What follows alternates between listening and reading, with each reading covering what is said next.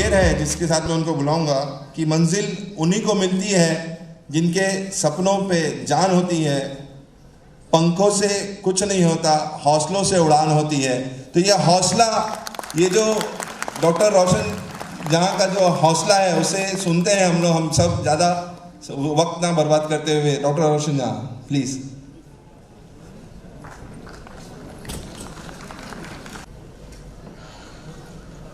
अस्सलामुअलैकुम वरहमतुल्लाहि वबरकातुहू। आप सब लोगों को, रायपुर के इतने सारे स्टूडेंट हैं, यहाँ पे मुअज़्ज़िज़ हस्तियाँ हैं और बहुत ही अच्छा क्राउड है और मुझे बहुत ज़्यादा खुशी हो रही है कि आप लोगों ने मुझे यहाँ मदऊ किया, मुझे इतनी इज़्ज़त दी, हौसला अफजाई की।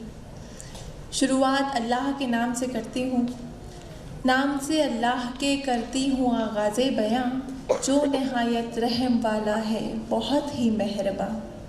नहमदु व नुसल्ली अला रसूलिही करीम, अम्मा बाद। मेरा नाम डॉक्टर रोशन जहाँ जवाद अहमद शेख, मुंबई से हूँ। MBBS हो गया है, MD पैथोलॉजी कंप्लीट किया अल्हम्दुलिल्लाह अभी। और अल्लाह की ज़ात का बहुत बड़ा शुक्र है, बहुत ही शुक्रगुज़ार हूँ मैं उस ज़ात की जिसने मुझे हज़रत मोहम्मद सल्लल्लाहु अलैहि वसल्लम का उम्मती बनाया और आज इस मकाम पर हूँ मैं और आप लोगों के सामने एज अ मोटिवेशनल स्पीकर अपनी ज़िंदगी का हाल दिल बयान करने वाली हूँ। उसके बाद शुक्रगुज़ार हूँ मुस्लिम इंटेलेक्चुअल फोरम की पूरी टीम का, शकील सर का, बशीर गुलाम सर का, गौरी सर का, कि उन्होंने इतनी अच्छी कोशिशों के बाद, मेरा नंबर इनके पास नहीं था, कांटेक्ट नंबर नहीं था, तो बहुत ही कोशिश लगती है किसी एक गेस्ट को यहाँ पर बुलाने के लिए। ये मैं बात आपसे इसलिए शेयर कर रही हूँ कि आप लोगों को पता होनी चाहिए कि आप लोगों की सिर्फ तालीम के लिए, हमारी कौम के बेहतर मुस्तकबिल के लिए यहाँ पे जो टीम मेंबर्स हैं, हमारे जो मुअज़्ज़िज़ हस्तियाँ हैं, वो कितनी अनथक कोशिश करते हैं जो हमें नहीं दिखाई देता।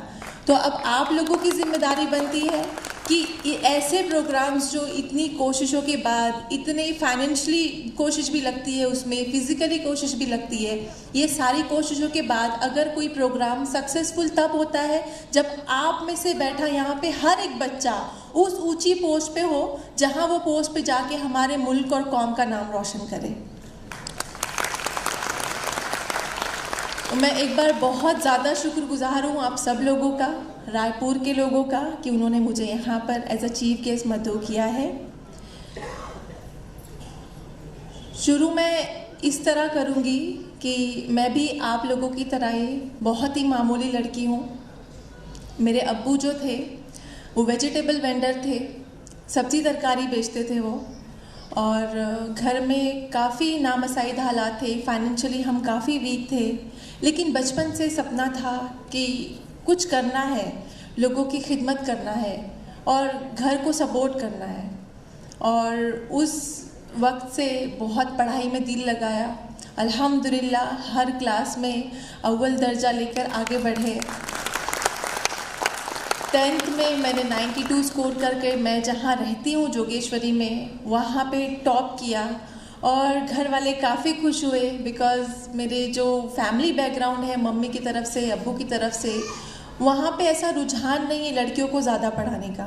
मेरे अम्मी अब्बू यूपी से बिलोंग करते हैं, तो आप सबको पता होगा कि जो बिछड़े हुए गांव होते हैं वहाँ पे अब आज के ज़माने में भी लड़कियों की तालीम पर उतना ज़्यादा तवज्जो नहीं दी जाती है। लेकिन मेरे अम्मी अब्बू का सपना था, ख्वाहिश थी कि हम अपनी लड़कियों को पढ़ाएंगे। अल्हम्दुलिल्लाह मेरी 3 बहनें हैं, 1 भाई है, और हमारे जो पेरेंट्स हैं उन्होंने सारे फैमिली के अगेंस्ट जाकर हमें तालीम दिलाई और मुझे बहुत फ़ख्र है और बहुत ब्लेस्ड फील करती हूँ मैं कि अल्लाह ने मुझे इतने अच्छे माँ बाप दिए कि उन्होंने अपने रिश्तेदारों से कता ताल्लुक़ को ज़्यादा तरजीह ना देते हुए अपनी बच्चियों को, स्पेशली लड़कियों की तालीम पर फोकस की। और अल्हम्दुलिल्लाह 10th के बाद डॉक्टर फील्ड में जाना था तो मैंने साइंस स्ट्रीम में एडमिशन लिया और वहाँ पे मेरा कॉलेज जो था स्कूल से 15-20 किलोमीटर दूर था मेरे घर से, और रोज़ मुझे लोकल ट्रेन से ट्रैवल करना पड़ता था। आप लोगों में से अगर कोई मुंबई गया हो तो आपको पता होगा लोकल ट्रेन काफ़ी ओवर क्राउडेड होती है during office hour peak hour, सुबह में, शाम में। सुबह 10 बजे का वक्त था, मैं अपना दूसरा पर्चा देकर जब कॉलेज से बाहर निकली, रूटीन की तरह ही मैंने ट्रेन पकड़ी और घर की तरफ रवाना हुई। सब कुछ अच्छा था, सब कुछ नॉर्मल था, पेपर अच्छा गया था और मैं बहुत खुश थी और जहन में सिर्फ अगले दिन के पेपर की तैयारी चल रही थी। और जब एक स्टेशन मेरे जोगेश्वरी में मुझे उतरना था और उससे एक पहले स्टेशन आया, वहाँ पे मैंने सोचा कि मैं अपनी सीट से उठकर दरवाजे की तरफ जाऊँ क्योंकि अगला स्टेशन मेरा था। और उसी बीच अल्लाह की एक मसलहत थी, एक आजमाइश थी जो मेरे साथ हुई। मेरी आंखें बंद हुई और दूसरे लम्हे जब मैंने अपनी आंखें खोली तो जिस ट्रेन में मैं सवार थी वो ट्रेन मेरी आंखों से बहुत ही नज़दीकी से बहुत तेज़ी से गुज़र रही थी। मैंने डर के मारे आंखें बंद कर ली और मैंने सोचा दिल में और बहुत दुआ की और मुझे यकीन था इस बात का कि ये शायद मैं बहुत ही डरावना ख्वाब देख रही हूँ क्योंकि मैं तो ट्रेन में थी और इतने नज़दीक से मेरे ऊपर से ट्रेन कैसे जा सकती है। और बहुत ही यकीन के साथ मैंने आंखें खोली कि सब कुछ ठीक होगा, मैं अपने आप को ट्रेन के डब्बों में पाऊंगी। लेकिन अल्लाह की मसलहत थी, अल्लाह को मंजूर नहीं था और जब मैंने आंखें खोली तो वही ट्रेन मेरे दोनों पैरों पर से गुजरकर बहुत दूर जा चुकी थी और मैंने अपने आप को ट्रेन की पटरियों पर पाया। आई वॉज इन बुरका और जब मैंने देखा तो मेरा जो राइट पैर है वो थाई से कट चुका था। मेरे दोनों पैर ट्रेन के पहियों में आ गए और मैं पहले डब्बे में थी। पूरे 12 डब्बों की ट्रेन मेरे पैरों को रोनते हुए चली गई, लेकिन किसी ने ट्रेन की चेन खींची नहीं। अल्लाह से दुआ की और अपने आप को देखा, बहुत ब्लीडिंग हो रही थी, लेकिन उस वक्त एक बात चल रही थी कि बस अल्लाह मेरी फैमिली को इन्फॉर्म कर दे किसी तरह, क्योंकि मुझे लावारिस की तरह यहाँ पर नहीं मरना है। मैं चाह रही थी कि मैं जब आखिरी सांस लूँ तो कोई एक फैमिली मेम्बर मेरे पास हो। बहुत दुआएं की 15-20 मिनट तक रेलवे ट्रैक पर पड़ी रही, कोई हेल्प नहीं आई क्योंकि मैं 2 स्टेशन के बीच में थी। हेल्प आते हुए बहुत टाइम लगा। उसके बाद एज अ रूल मुझे गवर्नमेंट हॉस्पिटल लेकर जाया गया। वहाँ पर भी अल्लाह की दूसरी आजमाइश थी मेरे लिए कि जो ऑपरेशन थिएटर था उसमें डॉक्टर का स्ट्राइक चल रहा था और मुझे फौरी ट्रीटमेंट नहीं मिला। मेरा एक्सीडेंट सुबह में हुआ और मैं शाम तक मुझे हॉस्पिटल के कॉरिडोर में ट्रॉली पर ही रखा गया। उस ब्लीडिंग के साथ पैर कटे होने के बाद भी मुझे ट्रीटमेंट नहीं मिला और जब तक मेरी फैमिली को इन्फॉर्म हुआ मुझे प्राइवेट हॉस्पिटल शिफ्ट किया और वहाँ से मेरा ट्रीटमेंट हुआ। वहाँ से 3 महीने में एडमिट रही और वो जो 3 महीने थे मेरी ज़िंदगी के लाइफ चेंजिंग डेज थे, क्योंकि उन 3 महीनों में मैंने 16 साल की उम्र में इतनी सारी बातें सीख ली जितनी हमें उम्र लग जाती सीखने में। वो जो 3 महीने थे ज़िंदगी के, उन्होंने बहुत कुछ सिखाया मुझे। एक ये बात कि मैं बहुत ही फाइनेंशियली लो बैकग्राउंड से हूँ। मेरी अम्मी अब्बू के पास उतने पैसे नहीं थे कि प्राइवेट हॉस्पिटल में मेरा इलाज करा सके, लेकिन मैं जब 16 साल की थी, अम्मी को अल्लाह पर यकीन था, अब्बू को यकीन था, उन्होंने हॉस्पिटल में एडमिट कराया। ये नहीं देखा कि उनके पास पैसे हैं या नहीं है, बस मुझे एडमिट कराया और अल्लाह से बहुत दुआ की। मेरे स्कूल टीचर्स ने मेरा बहुत सपोर्ट किया, कॉलेज टीचर ने दुआएं करवाई स्कूलों में। सबको यकीन था कि अल्लाह मुझे दूसरी ज़िंदगी दे देंगे। और उसके बाद कुछ ऐसे भी लोग थे कि जब मेरी इयादत को आते तो बहुत सी बातें कहते कि एक तो माँ बाप पहले ही कमज़ोर हैं फाइनेंशियली, ऊपर से इसका गम, 16 साल की उम्र में दोनों पैर कट गए इसके, माँ बाप के ऊपर बोझ रहेगी, क्या करेगी ये, इसे ज़िंदा क्यों रखा अल्लाह ने। बहुत सारी बातें नेगेटिव वे में मेरे जहन पे वो मैं सुनती अपने बेड पर लेटे हुए, और मैं भी सोचती इस 16 साल की उम्र में मैंने कोई दुनिया नहीं देखी थी। मेरी बस दुनिया स्कूल थी और घर था बस। और उस ज़माने में इतना फास्ट नेटवर्क नहीं था, सेलफोन्स नहीं थे, गूगल नहीं था, व्हाट्सएप नहीं था, तो मुझे कोई आइडिया नहीं था कि ऐसे आर्टिफिशियल लेग होते हैं, मैं फिर से कभी दोबारा ज़िंदगी में खड़े हो पाऊँगी अपने पैरों पर। लेकिन जिस वक्त वो दौर गुजर रहा था बहुत ही तकलीफ़दा था मेरे लिए, और स्पेशली उस दर्द के साथ जो लोगों की बातें थी मेरे लिए कि माँ बाप के ऊपर बोझ रहेगी, ये जो लफ्ज़ था वो मैं फ़ील करती कि सीरियसली अल्लाह ने मुझे दूसरी ज़िंदगी क्यों दी। उस चलती हुई ट्रेन से गिरने के बाद मुझे मेरी जान जा सकती थी, लेकिन कुछ नहीं हुआ। अल्लाह ने सिर्फ 2 पैर लिए मेरे। अबाव ने मेरा थाई से नहीं है, राइट और लेफ़्ट वाला बिलो नहीं है। और उस वक्त ऐसा था माहौल कि दर्द से नींद नहीं आती, सारे हॉस्पिटल में मेरी चीखें गूंजती, लोग दुआएं करते मेरे लिए, और मैं अपने बेड से एक करवट भी नहीं हिल पाती थी, और बहुत बहुत सोचती कि अल्लाह ने क्यों ज़िंदा रखा है, ये माजूरी वाली ज़िंदगी क्यों दी है मुझे अल्लाह ने, इससे बेहतर तो मैं मर ही जाती थी। लेकिन बहुत रोई। 3 महीने बाद जब डिस्चार्ज मिला तो अम्मी से भी शिकवा किया, जो कोई आता उससे एक शिकवा रहता, अल्लाह से शिकवा रहता कि अल्लाह तूने क्यों ज़िंदा रखा मुझे, क्योंकि मैं हर चीज़ के लिए अम्मी पर, घर वालों पर डिपेंड हो गई थी। आप खुद सोचिए कि 1 मिनट में आपके दोनों पैर छिन जाए और उसके बाद आप बेड रिडन हो जाए, आपकी पूरे बदन में दर्द की टीसें हों, आपको जब ड्रेसिंग कर रहे हो तो आपको पेन हो, तो बहुत लाइफ बहुत ही शैटर्ड हो गई थी। और ऊपर से जब फाइनेंशियली बर्डन भी हो कि माँ बाप के ऊपर ऑलरेडी इतना खर्चा है हॉस्पिटल का, मेरी ज़िंदगी में मुझे कोई आइडिया नहीं कि मैं खुद से बैठ भी पाऊँगी कि नहीं बैठ पाऊँगी। बहुत शिकवे करती अल्लाह से, लेकिन फिर एक दिन अम्मी ने बहुत अच्छे से मुझे समझाया, और जो अम्मी के जो अल्फाज थे वो मेरे जहन पे नक्श हो गए। उन्होंने बस इतना ही कहा, बेटा उस चलती हुई ट्रेन में आपके कुछ भी हो सकता था, सर पे चोट लग सकती थी, कोमा में जा सकती थी, ज़िंदगी जा सकती थी, लेकिन अल्लाह ने सिर्फ 2 पैर लिए। और इस जहान में हर चीज़ अल्लाह की अमानत है, हमारा कुछ भी नहीं है। ये जिस्म, ये माल दौलत, दुनिया, सब कुछ अल्लाह की अमानत है। तो अगर अल्लाह ने उसकी बनाई हुई चीज़ तुमसे ले ली है तो उससे शिकवा किस बात का करना। तो तुमसे अगर चीज़ ली है अल्लाह ने, और अल्लाह तो हमें हज़ारों करोड़ों माँओं से ज़्यादा प्यार करता है।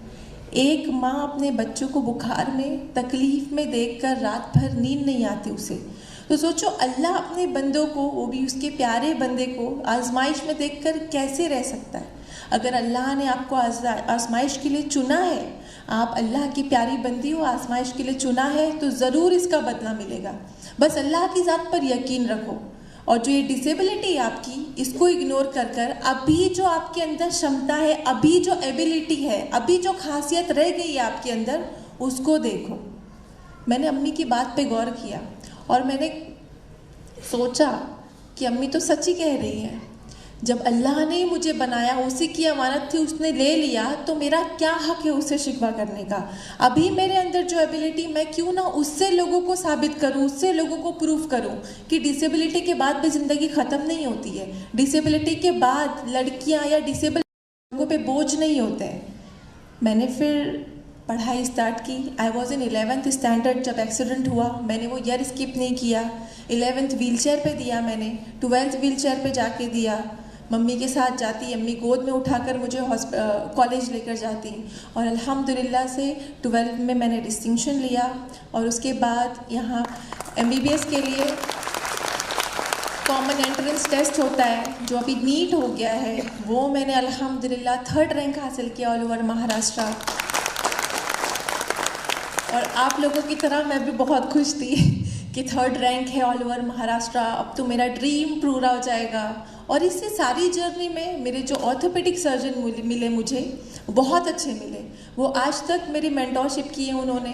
और जैसे कि मैंने बताया कि मेरी फैमिली ज़्यादा एजुकेटेड नहीं है, तो उन्हें कुछ पता नहीं था कि मेडिकल में क्या होता है, कौन सी पढ़ाई करनी चाहिए, बिकॉज आजकल जितने करियर गाइडेंस प्रोग्राम होते हैं, हमारे ज़माने में ये सब नहीं होता था, तो हमें कोई आइडिया नहीं था।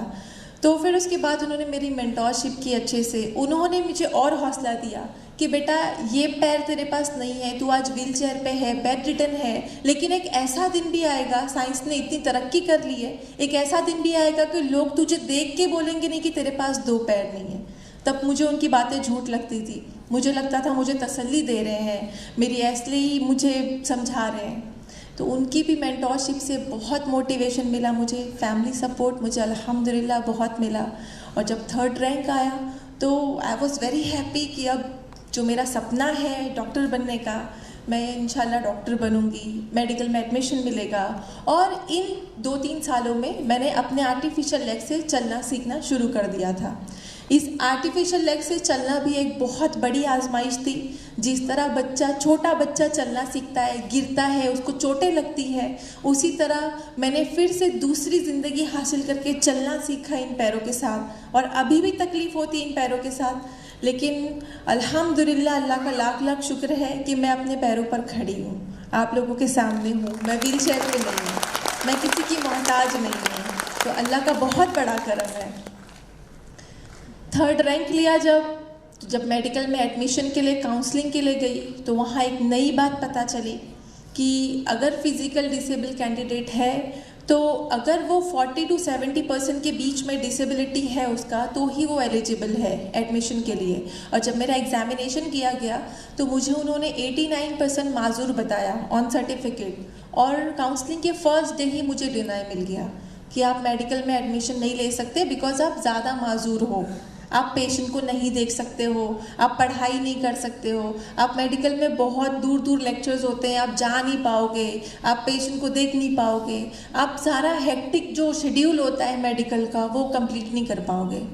बहुत मायूसी हुई, बहुत दिल दुखा कि इतनी मेहनत की मैंने, और मुझे जब एक्सीडेंट हुआ, जब लोगों ने आकर ताने दिए ये सारी चीज़ों पे, तो मेरे अंदर एक जुनून आ गया, एक जज्बा आ गया कि मुझे कैसे भी करके बस ये जो लोगों की सोच है, अपने यहाँ पे जो एक सोशल स्टिग्मा है कि किसी के साथ भी, चाहे वो बाय बर्थ डिसेबल हो, एक्सीडेंट के बाद डिसेबल हो, या फिर किसी और चीज़ में कमतर हो, तो उसे लोग हमदर्दी के अल्फाज में ये एहसास दिला देते हैं कि तुम सोसाइटी पर, मुल्क पर और फैमिली पर बोझ बन गए हो, तुम्हारा अब कोई कुछ नहीं हो सकता। तो मुझे ये जो सोच थी, ये सोच को हटाना था तालीम के ज़रिए, एक पोस्ट के ज़रिए, और उसके लिए मेरा मेडिकल में एडमिशन लेना बहुत ज़रूरी था। अल्लाह से दुआएं की, अल्लाह पर यकीन था कि अगर अल्लाह ने मेरी किस्मत में रखा है तो मुझे ज़रूर मिलेगा, भले ही वो गायबाना मदद क्यों ना हो। तो मुझे डॉक्टर ने बताया कि एक आखिरी तरीका है कि आप बॉम्बे हाई कोर्ट जाओ मेडिकल में एडमिशन के लिए। बहुत ही नया था मेरे लिए, आप लोग को भी नया होगा कि किसी भी यूनिवर्सिटी या कॉलेज में एडमिशन के लिए आपको अच्छे मार्क्स लाने होते हैं। बॉम्बे हाई कोर्ट कौन जाता है? बट मैंने सोचा कि अगर अल्लाह ने ये लिखा है तो मुझे जाना है, मुझे ज़िंदगी में रिग्रेट नहीं लेना है कि मैंने एक भी मौका छोड़ा अपने ख्वाब को पूरा करने के लिए। मैं बॉम्बे हाई कोर्ट गई 2011 में, 2-3 महीने मेरा केस चला। उस केस ट्रायल में भी बहुत सारी चीज़ें हुई, बहुत ही अच्छी खासी जंग हुई मेरे एडवोकेट और सामने की मेडिकल काउंसिल के बीच में, क्योंकि मेरा जो केस था वो पहला केस था कि कोई 89% disable candidate Bombay high court में गया है मेडिकल में एडमिशन के लिए। तो मेरे केस से पहले कोई केस नहीं था, कोई रीफ़र के लिए भी कोई केस नहीं था। तो बहुत ही नामुमकिन फ़ैसला था कि अगर मेरे हक़ में होता तो। लेकिन यहाँ भी मैं बार बार कहूँगी कि अल्लाह की ज़ात पर यकीन था। तो अल्लाह की ज़ात पर यकीन था। अगस्त 2011 में ट्रायल का आखिरी दिन था, और इन 3-4 सालों में मैंने कभी भी लोकल ट्रेन से ट्रैवल नहीं किया था। मुझे ट्रेन की आवाज़ सुनकर भी डर लगता था, बहुत खौफ आता था। लेकिन उस दिन जस्ट टू प्रूव देम कि मैं सब कुछ कर सकती हूँ आर्टिफिशियल पैरों के साथ, मैं लोकल ट्रेन से, अपने घर से लोकल ट्रेन से ट्रैवल करके बॉम्बे हाई कोर्ट गई। और जब बॉम्बे हाई कोर्ट गई, मेरे वकील ने जब चीफ जस्टिस को इस बारे में बताया कि लोकल ट्रेन से वो ट्रैवल करके आई है, और तब मेरे हाथ में 2 क्रचेस होते थे, तो उन्हें वो बात बहुत ही ज़्यादा अच्छी लगी। और उन्होंने ऑब्ज़र्व किया मुझे सारा कि मुझे कुछ करना है, मुझे डॉक्टर बनना है। तो बहुत सारे एविडेंस खिलाफ थे, कोई भी मेरे फेवर में नहीं था, कोई भी लॉ, कोई भी रेफरेंस केस। बट अल्लाह ने उस चीफ जस्टिस के दिल में वो डाली बात, और उन्होंने सारे कानून के अगेंस्ट जाके मेरे हक़ में फ़ैसला दिया। अब वो बहुत बड़ी जिम्मेदारी से उन्होंने दिया, बहुत बड़ी जिम्मेदारी थी उनके ऊपर कि उन्होंने बहुत डरते हुए मेरे हक़ में फ़ैसला दिया कि मैं कर पाऊँगी कि नहीं कर पाऊँगी। मैं बीच में अगर मेडिकल की सीट छोड़ दी हेक्टिक की वजह से या मुझसे नहीं हो पाया तो उनके ऊपर भी क्वेश्चन उठते। लेकिन बस जज्बाता अहद था कि अब इतने सारे लोगों की जिम्मेदारी बन गई है तो मुझे अब लोगों को साबित करना है। जब कॉलेज के फर्स्ट डे एडमिशन लिया तो वहाँ पे बहुत बड़े बड़े बच्चे थे, सारे बड़े घर से आए हुए थे, डॉक्टर्स के बच्चे थे, किसी किसी का तो पूरा की पूरा हॉस्पिटल था। तो डर लगा, लेकिन फिर जब फर्स्ट सेमेस्टर एग्ज़ाम पास किया, फर्स्ट क्लास से पास किया, तो थोड़ा सा कॉन्फिडेंट आया कि नहीं मैं कर सकती हूँ मेडिकल। और 5.5 साल का जो दौरान रहा MBBS का, वो मुश्किलों भरा भी रहा, मसरत भरा भी रहा, बहुत तकलीफ़ें होती, हर रात में दर्द में रोती, लेकिन अल्लाह से यही दुआ करती कि बस अल्लाह पार करा देना इसको। मुझे मेरा जो अहद लिया है मैंने कि मुझे साबित करना है कि डिसेबिलिटी के बाद कोई बोझ नहीं होता, मुझे बस ये साबित करने के लिए ताकत दे देना अल्लाह। और अल्हम्दुलिल्लाह 2016 में मैंने MBBS फर्स्ट क्लास से पास किया। लोगों को जब पता चला कि 89% डिसेबिलिटी के बाद और मुझे मेडिकल काउंसिल से निगलेक्ट होने के बाद भी मैंने MBBS करके दिखाया, तो बहुत सारे लोगों को ये नया भी पता चला कि डिसेबिलिटी के बाद जिन जिन कैंडिडेट को मेडिकल काउंसिल ने धुतकार दिया था, नॉट एलिजिबल बोला था, उनको एक नया रास्ता दिखा कि बॉम्बे हाई कोर्ट के थ्रू जाकर भी हम एडमिशन ले सकते हैं। और मेरे केस के बाद काफ़ी स्टूडेंट बॉम्बे हाई कोर्ट रुजू किए और उन्हें उनके हक में फ़ैसला भी मिला। तो एक मेरी छोटी सी कोशिश के बाद बहुत सारे लोगों की राहें आसान हो गई। तो अल्लाह ने बहुत बड़ा काम करवा दिया मेरी छोटी सी कोशिश के ज़रिए, तो उसके लिए भी मैं बहुत ज़्यादा शुक्रगुज़ार हूँ अल्लाह की। उसके बाद मुझे लगा कि मेरा ये जर्नी जो है MBBS तक नहीं रहना चाहिए, मुझे मेडिकल में एक हाईएस्ट डिग्री अचीव करनी है जो MD होती है। उसके लिए नीट PG दिया, अगेन 3rd रैंक लिया all over Maharashtra. But despite of clearing MBBS with first class, 3rd rank in NEET PG, again मुझे मेडिकल काउंसिल ने डिनाई किया कि आप अभी भी ना अहल हो MD में एडमिशन के लिए, just because of your disability percentage. अब मैं क्या बोलूँ उनके सामने कि मैंने इंटर्नशिप में 30 घंटे 26 घंटे ड्यूटी की, बगैर खाए, बगैर सोए, बगैर बैठे। उसके बाद भी उन्होंने, क्योंकि ये मेडिकल लॉ है, उनका सिंपल सा कहना था कि मेडिकल लॉ के अगेंस्ट हम नहीं जा सकते और अभी आपको अगर एडमिशन लेना है तो फिर से बॉम्बे हाई कोर्ट जाओ। बट अब चूँकि सारे प्रोसेस ऑनलाइन हो गए हैं, 2 दिन था और 2 दिन में बॉम्बे हाई कोर्ट जाना, केस लड़ना और 2 दिन में रिजल्ट लाना बहुत ही नामुमकिन था। लेकिन यहाँ भी अल्लाह पे यकीन था, यकीन नहीं डगमगाया कि अगर अल्लाह ने किस्मत में लिखा है तो MD रहेगा, कहीं ना कहीं से गायबाना मदद आएगी। और मैं आपको इसीलिए बार बार कह रही हूँ कि मुझे ये सारी चीज़ें मैंने फेस की है। हम हदीस में पढ़ते हैं, हम अंबियाए कराम और औलियाए कराम हमें कहते हैं कि अल्लाह गायबाना मदद करता है। अगर अल्लाह की ज़ात पर उस पुख्ता यकीन हो उस तरह का, तो अल्लाह कहीं ना कहीं से गायबाना मदद होती है। और मैं आपको ज़िंदा मिसाल बताऊंगी आपके सामने कि कोई भी ज़रिया नहीं था, बॉम्बे हाई कोर्ट जाना आना 2 दिन में पॉसिबल नहीं था। और अचानक से मुझे कॉल आता है मेंबर ऑफ पार्लियामेंट का। Member of parliament Kirit Sumaiya sir ने मुझे कॉल किया और पूछा कि बेटा क्या चल रहा है। मैंने इनको जस्ट कैजुअली बताया कि सर ऐसा ऐसा प्रॉब्लम है, मेरा फॉर्म एक्सेप्ट नहीं हो रहा है बिकॉज ऑफ माई डिसेबिलिटी। उन्होंने फ़ोन रख दिया और बोला ठीक है कुछ देखते हैं। मुझे कोई यकीन नहीं था, कोई उम्मीद नहीं थी उनसे कि वो कुछ करेंगे। बट नेक्स्ट डे जब आखिरी दिन था फॉर्म फिल करने का, मुझे सेंट्रल हेल्थ मिनिस्टर सर उनका कॉल आया और उन्होंने मुझे बोला कि बेटा आपका एप्लीकेशन मेरे टेबल पर पड़ा है। आई वॉज सो अमेज कि मैंने तो उनको एप्लीकेशन भेजा ही नहीं, मतलब मेरी तो कोई पहुंच ही नहीं है, सेंट्रल हेल्थ मिनिस्टर के पास कैसे गया मेरा एप्लीकेशन। बट अल्लाह की करामत देखिए कि MP के थ्रू मेरा एप्लीकेशन उनके डेस्क पे था 1 दिन में, और उन्होंने एप्लीकेशन देखा और ये जो मेडिकल का जो लॉ है जिसके, और अल्लाह ने ये आजमाइशों का बदला मुझे फिर से उसी कॉलेज में एडमिशन दिलाया, MD पैथोलॉजी। 2018 में मैंने सेठ GS medical college in KEM hospital में एडमिशन लिया।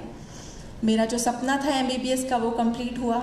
MD का जो सफ़र शुरू हुआ 2018 से 2021 तक चला, 3 साल इन 3 सालों में बहुत से अप डाउन आए, बहुत सी बातें हुई, बहुत से प्रोज एंड कॉन्स आए, बट सारी बातें मैं यहाँ बताना शुरू कर रही हूँ तो आई थिंक रात हो जाएगी, क्योंकि अल्लाह ने बहुत आजमाइशें रखी मेरी ज़िंदगी में, लेकिन मुझे अल्लाह से गिला नहीं है। मैं बहुत खुशकिस्मत समझती हूँ अपने आप को कि मैं अल्लाह की चहीती बंदी हूँ, कि अल्लाह ने इतनी आजमाइशें रखी और अब मैंने ये सोच लिया है कि अल्लाह मेरे थ्रू बहुत सारे लोगों के ज़रिए खुलवाना चाहता है। तो शायद इसीलिए, बिकॉज ये जो 20 साल पुराना कानून चेंज हुआ 2 दिन में, तो अब किसी कैंडिडेट को बॉम्बे हाई कोर्ट जाने की भी ज़रूरत नहीं है, उसका फॉर्म ऐसे ही एक्सेप्ट हो जाएगा। तो ये एक बहुत बड़ा कदम हुआ जो मेरी एप्लीकेशन के ज़रिए अल्लाह ने करवाया, तो बहुत बड़ी बात है ये। और 2021 अभी रिसेंटली 6-7 महीने पहले बहुत प्राउडली मैं आपसे शेयर करना चाहती हूँ कि MD की डिग्री मैंने कंप्लीट की है फर्स्ट क्लास से और 21st रैंक लिया मैंने ऑल ओवर महाराष्ट्र। MD की डिग्री में भी जब सेकेंड ईयर चल रहा था मेरा 2019 में, मुझे सीवियर बैक पेन का प्रॉब्लम हुआ और मैंने सोचा कि शायद मैं जो आर्टिफिशियल लेग से चल रही हूँ इसकी वजह से, वर्कलोड की वजह से मुझे बैक पेन हो रहा है, और औरतों में बैक पेन बहुत ही कॉमन होता है, तो मैंने उसको बहुत लाइटली लिया। बट जब बहुत ज़्यादा होने लगा, रातों की नींद हराम हो गई, तो मैंने एक कैजुअली MRI कराया और उस MRI में जो रिपोर्ट आई उस पर मुझे यकीन नहीं हुआ कि ये मेरी ही रिपोर्ट है। और फिर मैंने वापस से MRI कराया, बट उसमें भी सेम रिपोर्ट आया, और उस रिपोर्ट में ये था कि मेरी जो सैक्रम बोन है, जिस बोन पर हम बैठते हैं, जो पीठ की सबसे लास्ट वाली बोन है, उस बोन में मुझे एक ट्यूमर है जो 7 सेंटीमीटर का है। तो जब पता चला ये बात तो थोड़ी सी मायूस हुई मैं कि अल्लाह ताला ज़िंदगी में बहुत सी आजमाइशें हो गई है। तो ये, बट उसके बाद भी अल्हम्दुलिल्लाह फैमिली मेरी बहुत सपोर्टिव है, और अम्मी अब्बू का जो यकीन है अल्लाह की ज़ात पर, आप जो मेरे सामने देख रहे हैं मुझे, ये बस उनकी कॉपी है, उनसे मुझे जेनेटिकली मिला है कि अम्मी अब्बू के माथों पर ज़रा भी शिकन नहीं आई, ना एक्सीडेंट के वक्त, ना ये ट्यूमर जब पता चला उस वक्त। उन्होंने बस यही कहा कि अल्लाह की आजमाइश है बेटा, बहुत बड़ी बात है कि अभी पता चल गया है, आप ऑपरेट करा लो उसको। और अल्हम्दुलिल्लाह वो ऑपरेट कराया, बट अभी भी उसका रिकरेंस है। बट मुझे शिकवा नहीं है, मैं जस्ट आपसे ये बात शेयर कर रही हूँ कि ज़िंदगी में बहुत सारी परेशानियाँ आती हैं, आपकी ज़िंदगी में भी हैं परेशानियाँ, मेरी लाइफ में भी है। आप यहाँ पे बैठे हर कोई, अमीर हो या गरीब हो, सबकी ज़िंदगी में छोटी बड़ी मुश्किलें हैं, लेकिन हमें हार नहीं मानना है, हमें उनसे डरना नहीं है, हमें अल्लाह की ज़ात पर यकीन रखकर उनसे फ़ाइट करना है, उनसे लड़ना है, क्योंकि अल्लाह अपने महबूब बंदों को ही आज़माता है, जिनसे मोहब्बत होती है उसे, उन्हें आज़माता है, और उनके प्यारे बंदे हैं वो। तो अल्लाह उनसे मोहब्बत करता है जिन्हें वो आज़माता है, और उस आज़माइश में सब्र रखकर अल्लाह पर यकीन करके उस आज़माइश को झेलते वो लोग हैं जो अल्लाह से मोहब्बत करते हैं। तो बेशक मुझे यकीन है कि आप सब लोग अल्लाह से मोहब्बत करते हैं, और हम सब आप सल्लल्लाहु अलैहि वसल्लम की उम्मती हैं। तो हम सब लोगों को बहुत ज़्यादा पहले तो प्राउड होना चाहिए कि हम उनकी उम्मती हैं, और अल्लाह ने हमें उनका उम्मती बनाया है, और ये बहुत ही बड़ा करम है। और अल्लाह की ज़ात पर पुख्ता यकीन, बहुत सारी इंसिडेंट होते हैं ऐसी ज़िंदगी में जहाँ पे हमारा यकीन डगमगा जाता है, ईमान थोड़ा सा कमज़ोर पड़ जाता है, हमारी ज़िंदगी में बहुत सारी ऐसी बातें होती हैं कि हम मायूसी की अंधेरों में डूब जाते हैं। लेकिन मैं बस आपसे यही आजिज़ाना रिक्वेस्ट करना चाहूँगी कि मुश्किलें, परेशानियाँ चाहे कितनी ही बड़ी क्यों ना हो, अल्लाह की ज़ात से बड़ी नहीं है। अल्लाह की ज़ात कादिर है हर मुश्किलों को आसान करने में।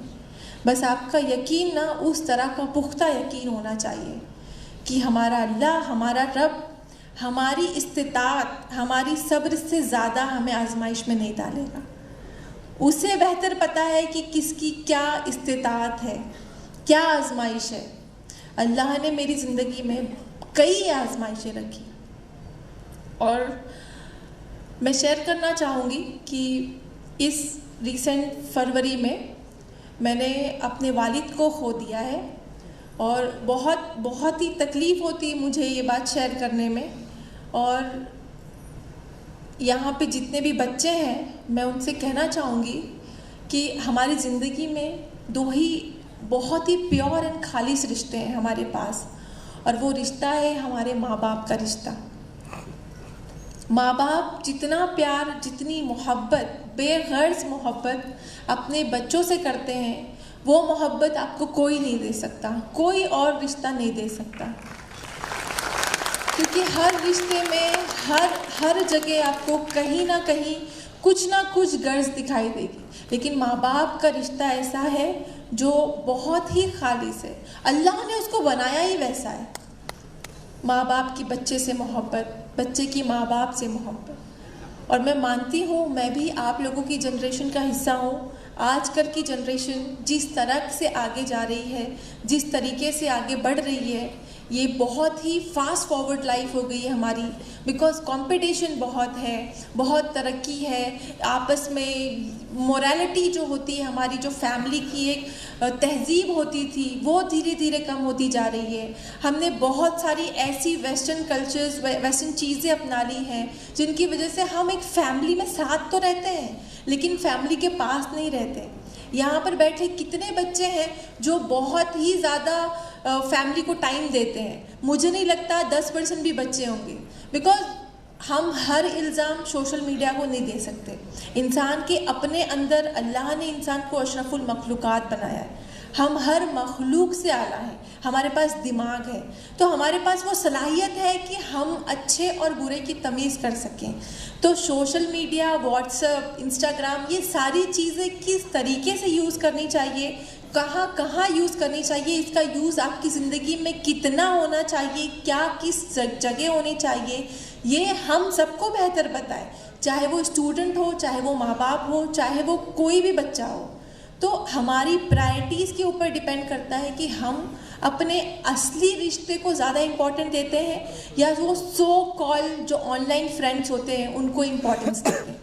मैं ये बात यहाँ पर इसलिए रखना चाहती हूँ कि मैंने खुद देखा है आसपास अपनी जनरेशन को, मेरी जो छोटी जनरेशन्स हैं उन सबको देखा है कि आजकल के जो बच्चे हैं वो सोशल मीडिया पर ऑनलाइन चीज़ों में इतने ज़्यादा मुलविस हो गए कि उन्हें अपनी जो फैमिली की जो तहजीब होती है, एक मोरालिटी होती है, वो हम भूल गए हैं धीरे धीरे। और जो हमारे अम्मी अब्बू के ज़माने में जो माँ बाप की वैल्यू होती थी, जो एहतराम होता था, बड़ों का एहतराम होता था, सातिज़ा का जो एहतराम होता था, मुझे नहीं लगता आज के ज़माने में हमारी जो जनरेशन के बच्चे हैं वो एहतराम मेंटेन कर पाए। हमारी जो ज़िंदगियों में हमारे जो ऑनलाइन फ्रेंड्स होते हैं, ऑनलाइन जो स्टेटस होते हैं, उसमें हम ज़्यादा बिलीव करते हैं, ज़्यादा एतमाद करते हैं, ज़्यादा हमें भरोसा उन चीज़ों पर होता है, जबकि वो सारी फेक होती हैं। हमारे जो असल रिश्ते हैं, कभी अल्लाह ना करे हमें मुसीबत हो, हमारी कुछ हम बहुत मुश्किलों में आ जाएं, तो हमारे जो असल रिश्ते होते हैं, माँ बाप, भाई बहन, रिश्तेदार, वो हमारी हेल्प करने आते हैं। तो आप सबको इस बात का ध्यान रखना है कि अपने हमारे जो माँ बाप हैं, चाहे वो अनपढ़ हो, चाहे वो पढ़े लिखे हों, हर माँ बाप की ख्वाहिश होती है कि वो अपने बच्चों को तरक्की करता हुआ देखे। और हर माँ बाप, चाहे वो इजहार करे या ना करे आपसे, आपकी बहुत मोहब्बत करता है, आपसे बहुत रिस्पेक्ट करता है। और आप लोग खुद सोचिए कि वो माँ बाप जब आप खुद माँ बाप बनेंगे तो आपको पता चलेगा कि जिस दिन औलाद पैदा होती है उस दिन से माँ बाप की कुर्बानियाँ शुरू हो जाती हैं। वो सिर्फ़ और सिर्फ उन दोनों के जहन में अपनी औलाद को कैसी तरक्की देना है, उसको क्या चीज़ मुहैया कराना है, वो हर एक चीज़, हर एक वो चीज़ कोशिश करते हैं देने की जो उनकी इस्तिताअत से भी बाहर होती है। कभी कभी हम ऐसी फरमाइश कर देते हैं अपने माँ बाप से जो उनकी इस्तिताअत में नहीं होती। लेकिन आप लोग ने कभी गौर किया, कभी जानने की कोशिश की कि वो जो आपने फरमाइश की just to complete your satisfaction, कि हाँ अब्बा अम्मी अब्बू मुझे ये चाहिए, वो जो फरमाइश अगर उनकी इस्तिताअत नहीं होती, उनकी रातों की नींद ख़राब कर देती है। लेकिन फिर भी वो हंसी खुशी आपकी सारी फरमाइशें पूरी करते हैं। क्यों करते हैं? क्योंकि वो आपको तरक्की याफ्ता देखना चाहते हैं, क्योंकि वो आपको खुश देखना चाहते हैं। तो बदले में इन रिटर्न हमने क्या दिया आज तक? आप में से कोई बता सकता है आपने क्या दिया अपने माँ बाप को इन रिटर्न? मुझे पता है हमने कुछ नहीं दिया। हम ये सोचते हैं कि हम जब पढ़ लिख लेंगे, हमारी कोई पोस्ट होगी तो हम सैलरी ला के देंगे माँ बाप को। Is that enough to give a some amount to your parents? आपको इतना बड़ा किया, अपनी सारी ख्वाहिशें कुर्बान कर दी उन्होंने, इसके लिए कि आप चंद पैसे देकर उनको खुश कर दो। माँ बाप पैसे नहीं चाहते, माँ बाप क्या चाहते हैं? इज्जत चाहते हैं, माँ बाप मोहब्बत चाहते हैं। दो बोल, दिन के 24 घंटे में कितना मिनट आप अपने माँ बाप को देते हो? अपना खुद एहतसाबी सेल्फ एग्जामिनेशन खुद करना। यहाँ से जाने के बाद अगर मेरी बातें सच लगे तो यहाँ पर बैठा हर एक शख्स सेल्फ एग्जामिनेशन करना कि 24 घंटे में से हमने कितने मिनट अपने माँ बाप को दिए। वो माँ बाप जो रातों को सो नहीं पाते हमारी ख्वाहिश पूरा करने के लिए, वो माँ बाप जिनकी मेहनत और कोशिशों की वजह से हम यहाँ तक पहुँचे हैं। कोई भी नहीं देता, हार्डली 1 मिनट 2 मिनट। हमारे माँ बाप सिर्फ 2 मिनट चाहते हैं। वो 2 मिनट में आप सिर्फ मुस्कुरा कर बात कर लोगे ना तो उनको ऐसा फील होगा कि उन्होंने दुनिया फतेह कर ली। माँ बाप का दिल इतना ज़्यादा खुला होता है अपने बच्चों के लिए। और अपने आप अल्हम्दुलिल्लाह माशाल्लाह हम सब मुस्लिम हैं, हम सबको इस्लाम पता है कि माँ का और पेरेंट्स का हंसता हुआ चेहरा देखना भी, उस चेहरे को देखने का अजर भी अल्लाह ने एक हज के बराबर रखा है।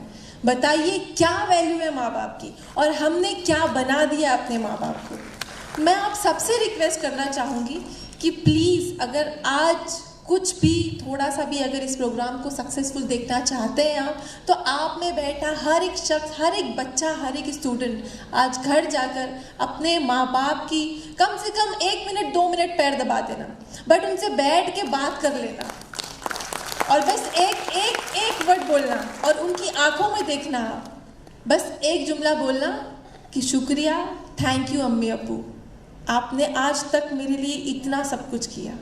वो एक अल्फाज आपका चंद सेकंड लगेंगे आपको अदा करने में, लेकिन वो एक वर्ड और एक लफ्ज़ इतनी ताकत रखता है कि मैं आपको बता नहीं सकती। माँ बाप रो पड़ेंगे सुन के खुशी से कि मेरे बच्चे को एहसास है मेरा। उसके बाद आपके पैसों की ज़रूरत नहीं है उन्हें, सिर्फ एक जुमला बोलना बस। और आप लोग वादा कीजिए कि आप लोग घर जाकर करेंगे अपने माँ बाप से। मुझे वो दर्द पता है, मैंने अपने अब्बू अपने वालिद को खोया है। आप लोग बहुत लकी हो जो भी लोग यहाँ पर हैं जिनके माँ बाप का साया उनके सर पर सलामत है।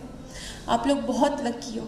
जिस दिन ये नेमत छीन जाएगी आपको एहसास उस दिन होगा, तो उस रिग्रेट से अच्छा आप अभी से कोशिश कीजिए। आप अभी से बस ये रूटीन बना लीजिए कि 24 घंटे में सिर्फ 1 या 2 मिनट माँ बाप से हंस के बात करनी है। आपको सवाब का सवाब मिलेगा, आपके माँ बाप खुश रहेंगे। और हदीस में ये भी है कि जिस शख्स के गुस्से की वजह से उसके माँ बाप उससे बात करने से डरते हों, आप गौर कीजिएगा, जिस बच्चे या शख्स के गुस्से की वजह से उसके माँ बाप उससे बात करने से डरते हों, उसके ऊपर अल्लाह ताला रहमत और मग़फ़िरत का दरवाज़ा बंद कर देते हैं। सोचिए कितनी बड़ी बात है और हम रोज़ करते हैं। मैं डेफिनेटली कह रही हूँ हमारी जो जनरेशन है रोज़ करती है ये। हम में से बहुत से ऐसे लोग हैं जो पोस्ट पाने के बाद, कोई हायर पोस्ट के बाद अपने माँ बाप की वैल्यू नहीं करते, और जिनके माँ बाप थोड़े से कम पढ़े लिखे हों तो उन्हें शर्म आती है कि लोगों से इंट्रोड्यूस कराने में कि मेरे माँ बाप अनपढ़ हैं, मैं उनको नहीं इंट्रोड्यूस कराता हूँ। माँ बाप का दर्जा बहुत बुलंद है, चाहे माँ आपकी तवाइफ ही क्यों ना हो, चाहे वो पढ़े लिखे अनपढ़ी क्यों ना हो। माँ का दर्जा माँ का होता है, बाप का दर्जा बाप का होता है। आपको उनको इज्जत देना आप पे फ़र्ज़ है। और आप लोग वादा कीजिए कि आप लोग आज से ये 2 मिनट कम से कम देंगे अपने वालिदैन को। देंगे? हाँ तो बोलिए, इंशाल्लाह इंशाल्लाह।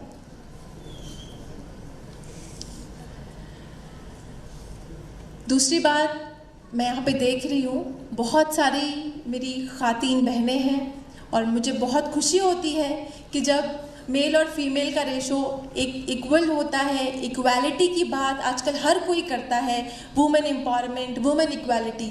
मैं भी उस पर रोशनी डालना चाहूँगी, नॉट इन दैट वे कि हम अपनी लड़कियों को इसलिए तालीम दें कि हमें उनसे जॉब करवाना है। मैं ये नहीं कहती, बट मैं ये ज़रूर आप सब लोगों से अर्ज़ करना चाहूँगी कि हमें औरतों की तालीम पर ध्यान देना चाहिए, क्योंकि औरतों की गोद, माँ की गोद बच्चे का पहला मदरसा होती है। माँ की गोद है वो जहाँ पर बच्चे की परवरिश परवान चढ़ती है। माँ का बहुत ही इम्पॉर्टेंट रोल होता है एक सोसाइटी बनाने में, एक नस्ल बनाने में, क्योंकि जो बच्चा माँ की गोद में परवरिश पाएगा उस तरीके से वो माँ से सीखता है। बहुत सारी बातें हैं जो माँ उसको सिखाती है, एक स्कूल से पहले, एक यूनिवर्सिटी से पहले, तो माँ भी एक उस्ताद है। तो अगर माँ ही पढ़ी लिखी नहीं होगी तो अपने बच्चों को क्या तालीम देगी? तालीम इन द सेंस ये नहीं कि वो बच्चे को डॉक्टर ही बना देगी या इंजीनियर बना देगी, बट एक अच्छा इंसान भी बनाना बहुत ज़रूरी है। उसके अंदर अच्छे अखलाक डालना, सही और गलत की पहचान कराना, एक बाशऊर ज़िंदगी देना, वो सिर्फ एक पढ़ी लिखी माँ ही अंजाम दे सकती है।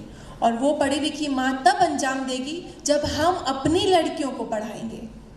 करेक्ट? तो हमें अपनी लड़कियों को इसलिए तालीम देना है कि हमारा कल को आगे की जो हमारी नस्ल है वो तालीम याफ्ता हो, हमारी नस्लें तालीम याफ्ता और हमारा मुल्क और कौम का नाम रोशन करें वो लोग। तो हमें औरतों की तालीम पर ख़ास तवज्जो देनी है।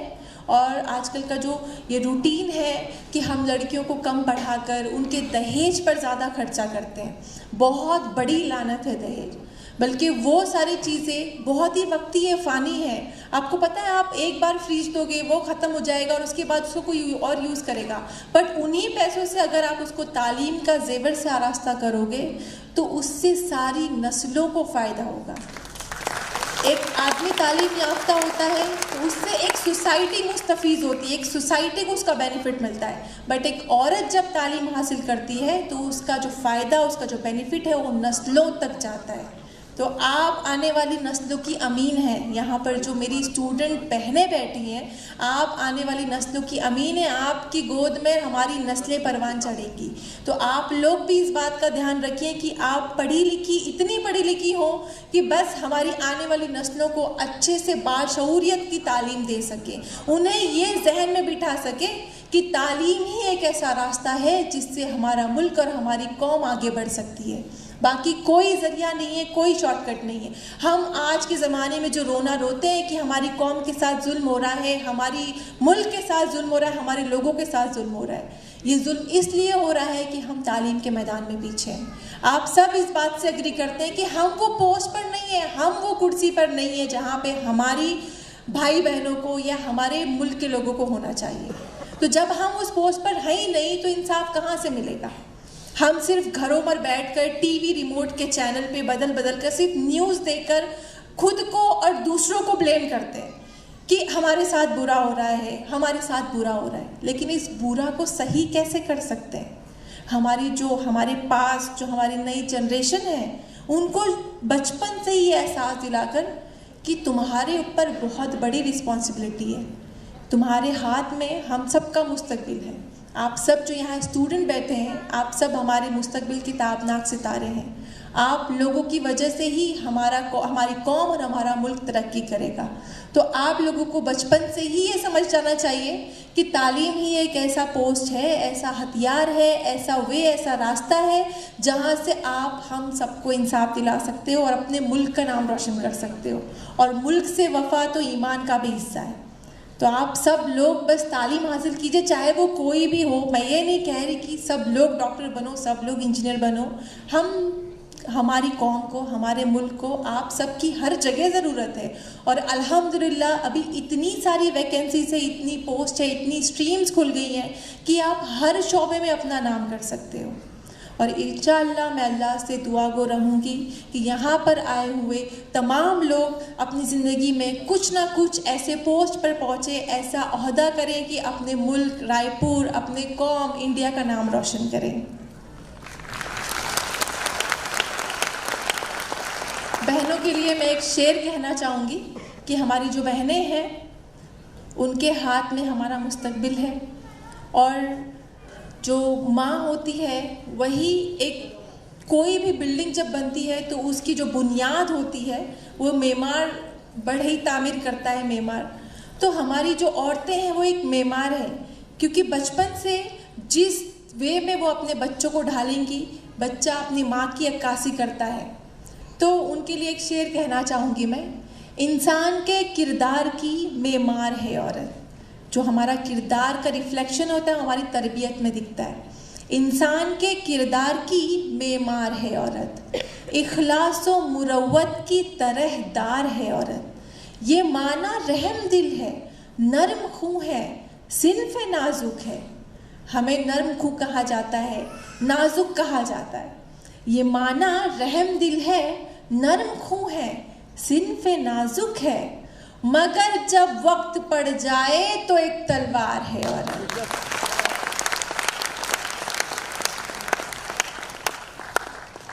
अल्लाह की ज़ात पर यकीन रखकर आगे बढ़िए और अपनी ज़िंदगी में हर एक वो ख्वाब अचीव कीजिए, चाहे जितनी भी अड़चनें आए। आज से 13 साल पहले 2008 में जब मेरा एक्सीडेंट हुआ और मैं अगर अल्लाह की ज़ात पर यकीन ना रखती, हौसला ना करती, खुद को मोटिवेट कर कर आगे ना बढ़ती, तो मैं आज यहाँ नहीं होती। ये बहुत ही बट ऑब्वियस बात है। मैं आज यहाँ नहीं होती आपके सामने, मैं बेड रिडन होती, बेड पर ही पड़ी होती अभी तक। लेकिन अल्लाह की ज़ात पर यकीन का बहुत बहुत बड़ा अजर मिलता है। तो आप सब लोगों से कहूँगी और यहाँ पे बैठे खासकर स्टूडेंट से कहूँगी मैं कि हमारे 1-2 मार्क्स कम आते हैं आज की जनरेशन में। बहुत बड़ा प्रॉब्लम जो ग्लोबली अटेंशन है, ग्लोबली एक बीमारी कहा जाता है जिसे वर्ल्ड वाइड एक डिप्रेशन। तो आजकल के जो बच्चे हैं वो बहुत डिप्रेशन का शिकार होते हैं। बच्चे के आजकल के जवान भी।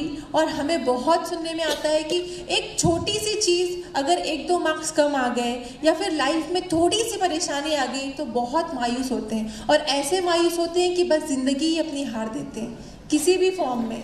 तो हमारे जो बच्चे हैं यहाँ पर बैठे हर एक वो लोग हैं, उनसे मैं कहना चाहूँगी कि जो हमें ज़िंदगी दी है अल्लाह ने, आप सल्लल्लाहु अलैहि वसल्लम का उम्मती बनाकर एक शर्फ बख्शा है, एटलीस्ट हमें उसकी लाज रखनी चाहिए। क्योंकि ज़िंदगी है बहुत अनमोल होती है। हमें हमारे इस्लाम में 7 जन्म का कॉन्सेप्ट नहीं है, हमें एक ही ज़िंदगी मिली है और उस ज़िंदगी में आपके ऊपर मुनस्सिर है कि आप क्या अमाल करते हो और आप उस ज़िंदगी को किस तरह से यूज़ करते हो। ये छोटी बड़ी परेशानियां तो हर किसी की ज़िंदगी में आती है, लेकिन इसका मतलब ये तो नहीं कि हम अपनी ज़िंदगी ही हार बैठें और हराम मौत को तरजीह दें।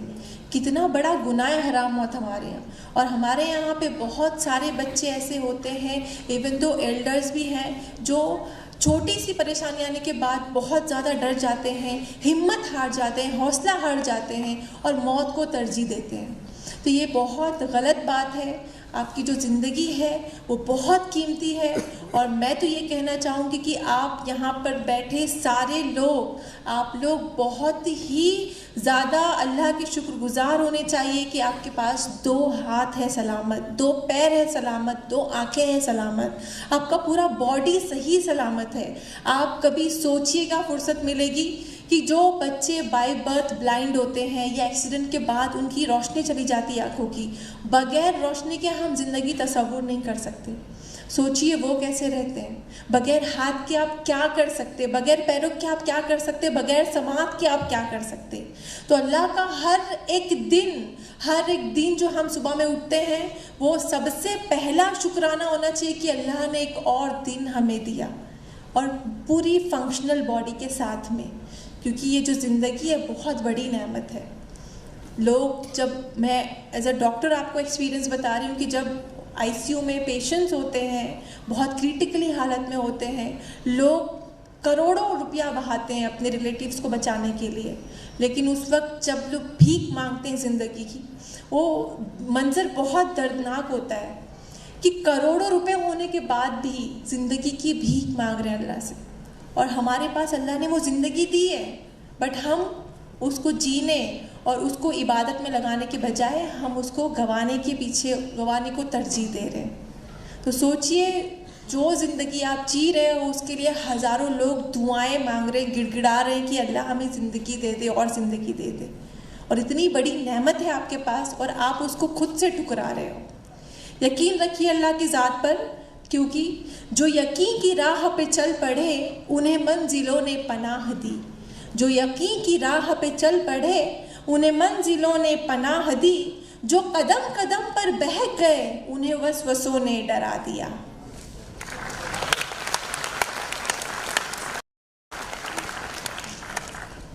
जो स्टूडेंट है, मैं आखिरी शेर से अलविदा कहना चाहूँगी कि मैं बहुत उम्मीद लेकर आई हूँ यहाँ पर। बहुत ज़्यादा शुक्रगुज़ार हूँ कि आप सब लोगों ने इतने तहम्मुल से मुझे सुना, और इंशाअल्लाह अल्लाह से दुआ गो हूँ और आप सब लोगों से उम्मीद है कि यहाँ जो मुस्लिम इंटेलेक्चुअल फोरम ने मुझे मदऊ करके जो मेहनत की है और जो उन्होंने अपना बेस्ट देने की कोशिश की है, इंशाअल्लाह इसका बेस्ट रिज़ल्ट तब होगा जब आपका यकीन अल्लाह की ज़ात पर बढ़ेगा और यहाँ पर बैठा हुआ हर एक बच्चा उस पोस्ट पर पहुँचेगा जहाँ पर हमारी कौम को होना चाहिए, हमारे मुल्क के बच्चों को होना चाहिए।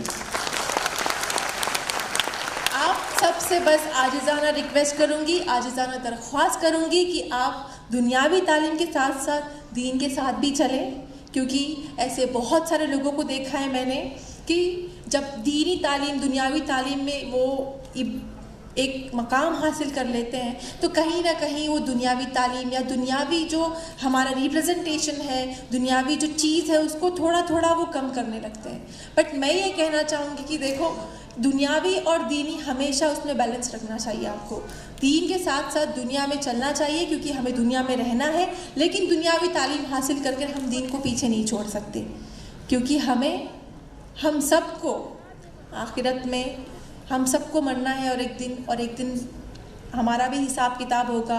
हमारे लिए भी जन्नत और जहन्नम के रास्ते खुले हुए हैं, तो हमें हर चीज़ में बैलेंस करके चलना है, हर चीज़ में दरमियानी राह इख्तियार करें। आप दुनियावी तालीम में बहुत ही मकाम हासिल करें, मेरी दुआ है, लेकिन उसके साथ साथ अपने दीन को रिप्रेजेंट करना मत भूलें। मेरे जो जर्नी रही है उसमें काफ़ी लोगों ने मुझसे पूछा कि आप जो ये हिजाब के साथ एमडी तक का सफ़र किया आपने मुंबई जैसे शहर में, और जो कॉलेज जो मेरा है वो प्री डोमिनेंस है, वहाँ पे बहुत मैंने जब एडमिशन लिया MBBS में तो सिर्फ मैं और एक मेरी फ्रेंड थी नांदेड़ से, हम दो सिर्फ हिजाबी लड़कियाँ थी।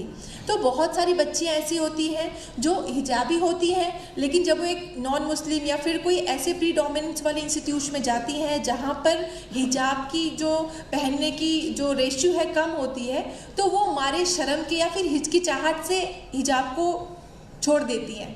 लेकिन मैं उनके लिए कहना चाहूँगी कि हमारा जो रिप्रेजेंटेशन है, नॉट ओनली हिजाब, बट जो भी आप रखते हैं, लड़के अगर दाढ़ी रखते हैं, टोपी पहनते हैं, जो भी है, मुझे नहीं लगता ये हमारी कामयाबी के आड़े आता है।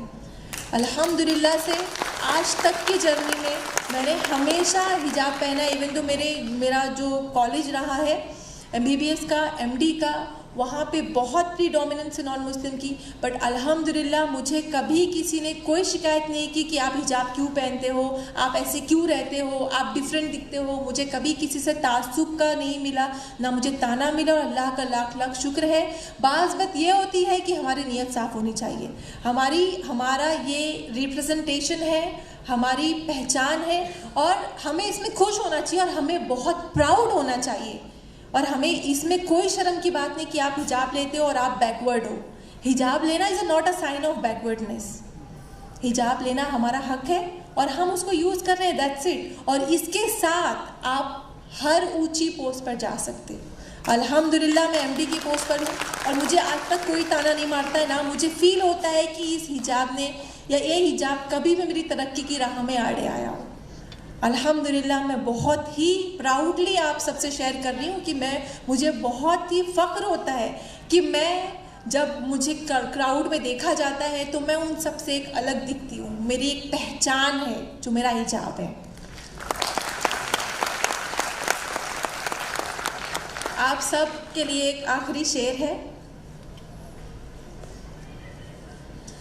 मंजिल से आगे बढ़कर मंजिल तलाश कर, मंजिल से आगे बढ़कर मंजिल तलाश कर, मिल जाए तुझको दरिया तो समंदर तलाश कर।